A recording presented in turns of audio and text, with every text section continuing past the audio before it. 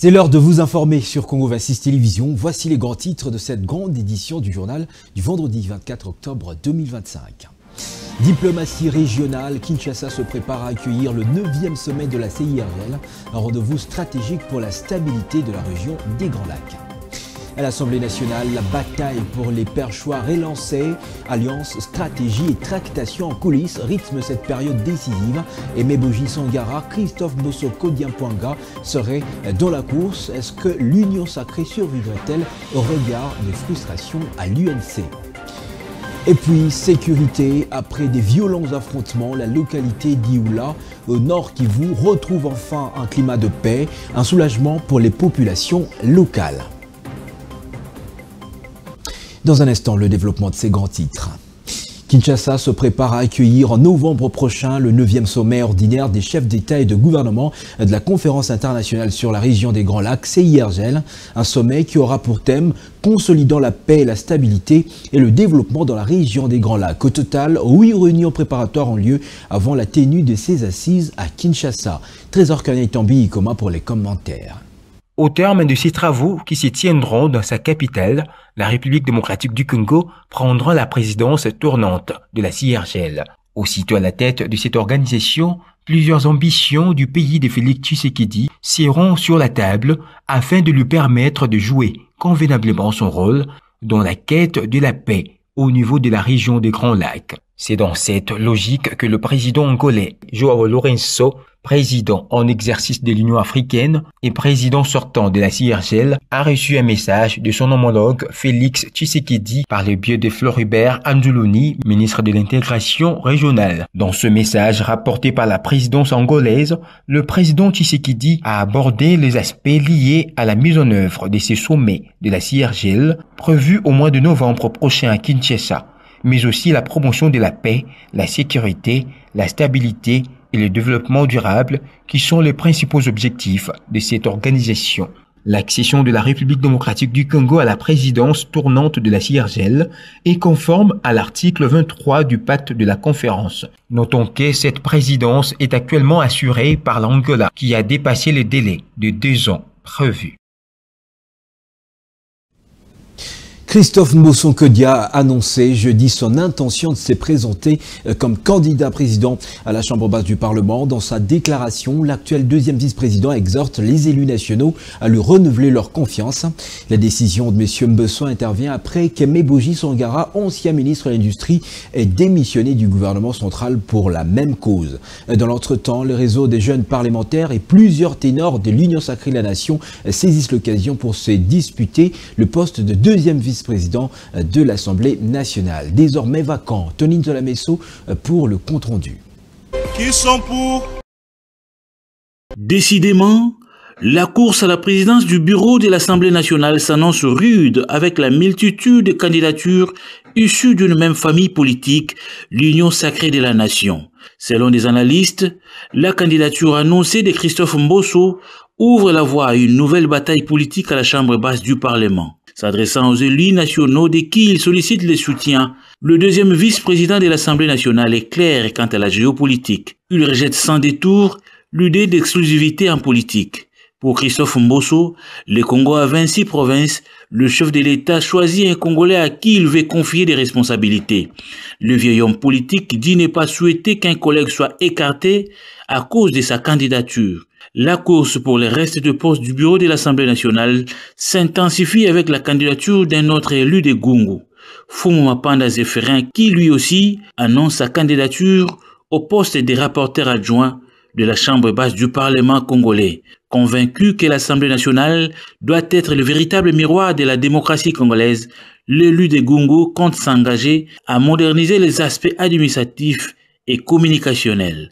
Pendant ces temps, la jeunesse parlementaire passe à l'offensive et saute sur l'occasion pour afficher ses ambitions. Prenant acte de la candidature de l'honorable 2e vice-président Mbosonkodia au poste du président de l'Assemblée nationale, Roger Bimwala, président de la structure, a révélé l'ambition de la jeunesse a brigué le poste de deuxième vice-président de l'Assemblée nationale. Ce positionnement stratégique marque une volonté de la nouvelle garde parlementaire d'occuper le poste de responsabilité. La troisième personne à se connecter, c'est Jean-Benoît Mayo, membre de l'UNC de Vital Kamerhe. Au lendemain de la démission de Vital Kamerhe, l'ancien ministre du budget du gouvernement Sylvestre Ilunga avait ouvertement réclamé ce poste pour son parti. Déterminé, l'élu de Moamba paraît vouloir aller jusqu'au bout de sa logique. Le propos d'Mbosso renvoie à une rumeur selon laquelle Aimé Boji serait le candidat privilégié du chef de l'État Félix-Antoine Tshisekedi au poste du président de l'Assemblée nationale. Malheureusement, à l'Union sacrée de la nation, rien n'est encore décidé jusqu'ici. Libre à tout député de jouer sa carte pour les plus éveillés, estime une certaine opinion. Le mouvement Sauvons le Congo a fait sa première sortie médiatique au pays ce vendredi 24 octobre 2025.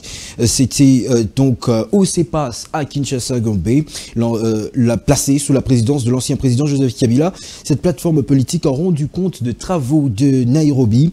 Les opposants membres de cette organisation ont profité de l'occasion pour brosser quelques sujets d'actualité politique, dont la condamnation de leur chef resté en exil. On écoute Seth Kikuni, porte-parole du mouvement Sauvons la République démocratique du Congo. Quand on dit sauvons la République démocratique du Congo,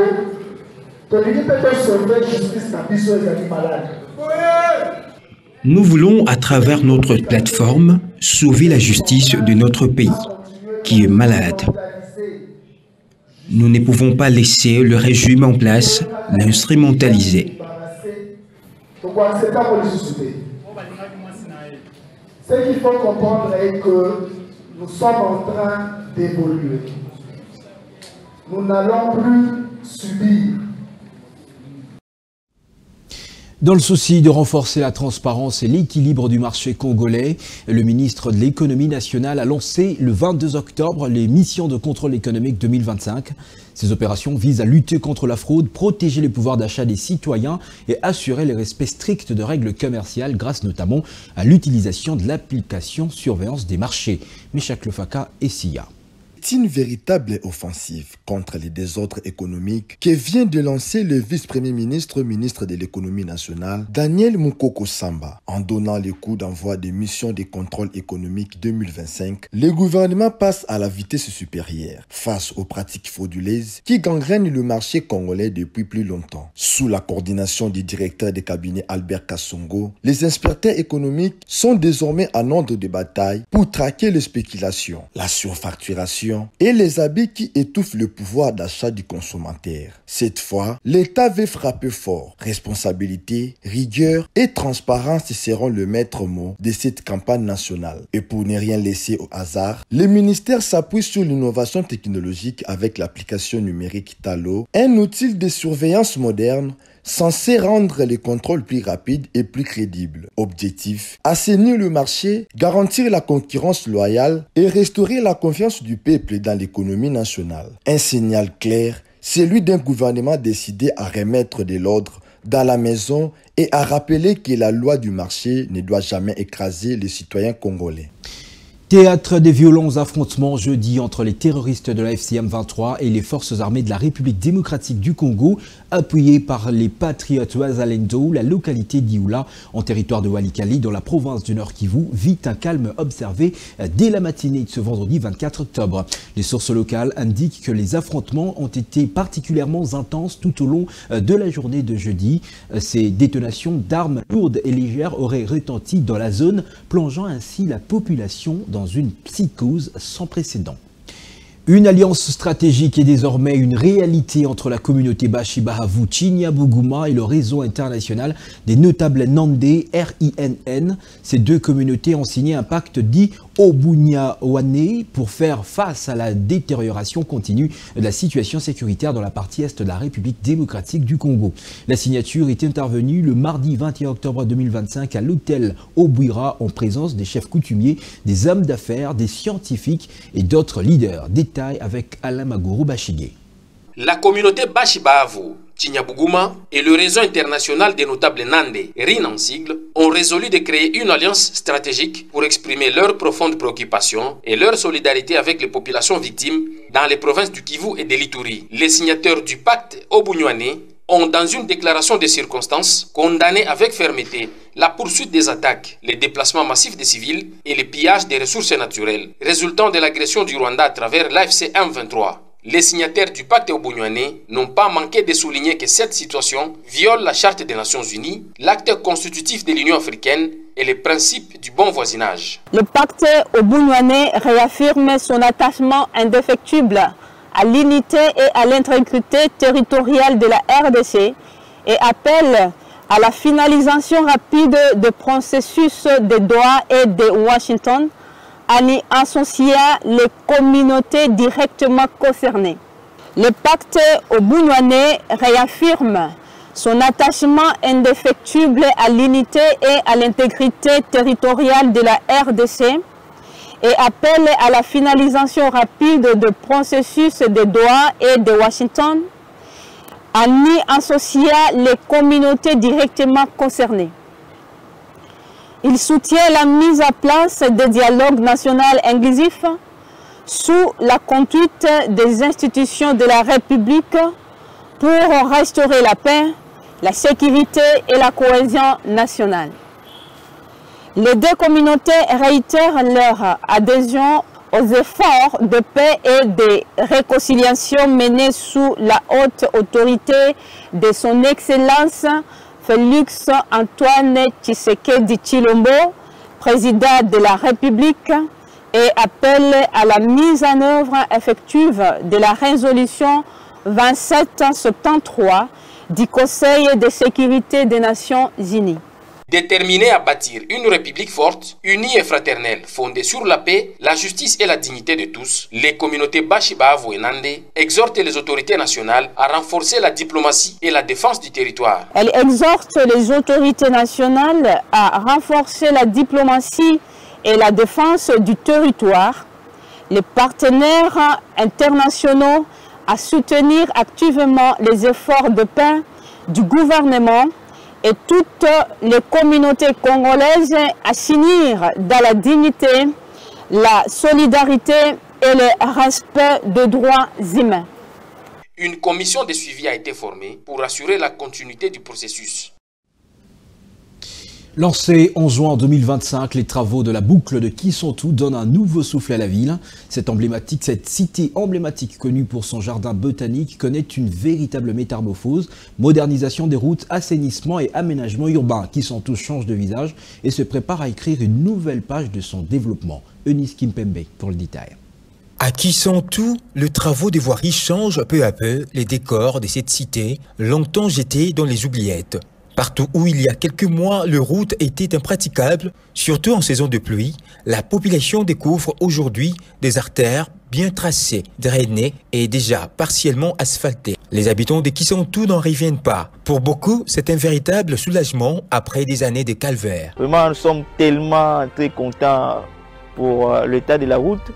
L'état de la route au préalable n'était pas vraiment agréable. Maintenant, les gens marchent. Les motos circulent, les véhicules circulent facilement, pas de problème. Nous sommes tellement joyeux, nous sommes tellement... Il salue le travail accompli par les autorités nationales et provinciales et remercie le chef de l'État pour cette attention particulière portée à leur cité. Du côté de l'entreprise chargée de travaux, on assure que tout avance dans les bons et promet la livraison complète de la boucle de Kisontou dans les délais fixés. Aujourd'hui, les travaux sont honorablement avancé. Notre équipe, la mission de contrôle mixte qui est sur place, qui est composée de l'Agence congolaise des grands travaux, de l'Office des voiries et des drainages, renseigne que les travaux sont globalement avancés à 55%.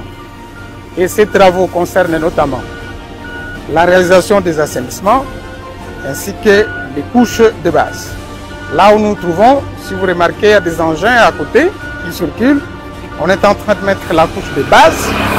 Et puisque la boucle avait été lancée depuis le 3 juin avec un délai de 6 mois, la mission de contrôle des prestataires SIC vous informe que le délai sera tenu et que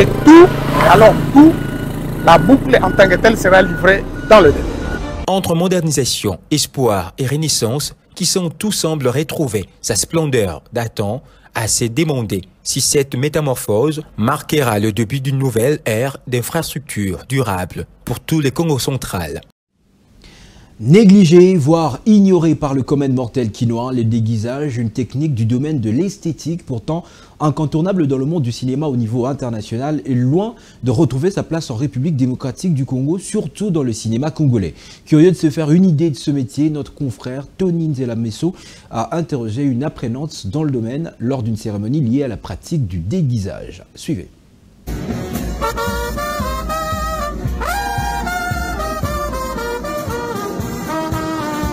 Ce barbu sont toutes naturellement des femmes, mais déguisées en hommes grâce à une technique nommée déguisage.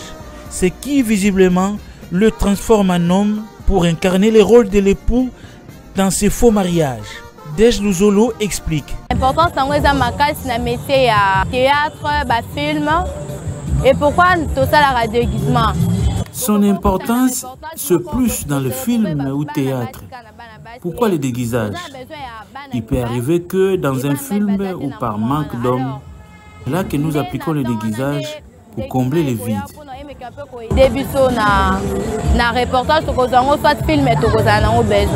La technique de déguisage consiste à transformer les visages selon la nécessité ou les rôles dans le cas de la réalisation d'un film. Mais cela passe par plusieurs étapes, affirme l'apprenante.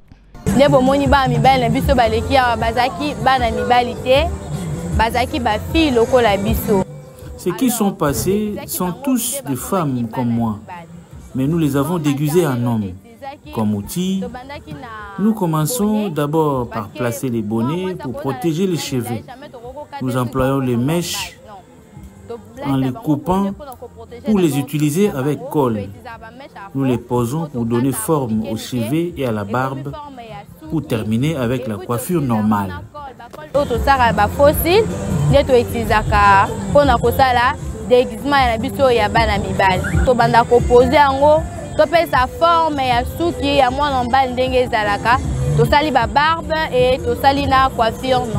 Les déguisages pourraient contribuer à valoriser le cinéma congolais si et seulement si les artistes mettent du sérieux dans ce qu'ils présentent au public quotidiennement.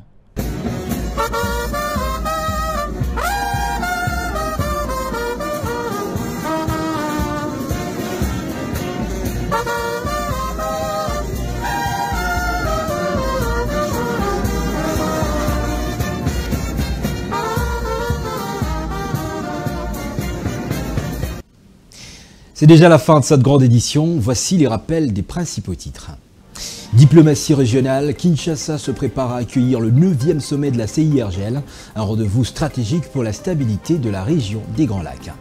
À l'Assemblée nationale, la bataille pour le perchoir est lancée. Alliance, stratégie et tractation en coulisses rythment cette période décisive. Aimé Boji Sangara, Christophe Mbosso Kodiampoanga seraient dans la course. Est-ce que l'Union sacrée de la nation survivra-t-elle au regard des frustrations à l'Union pour la nation congolaise? Et puis sécurité, après les violents affrontements, la localité d'Ioula au nord Kivu retrouve enfin un climat de paix, un soulagement pour les populations locales. Excellent week-end à toutes et à tous en compagnie de la chaîne de l'Unité nationale. Mesdames, Messieurs, bonsoir.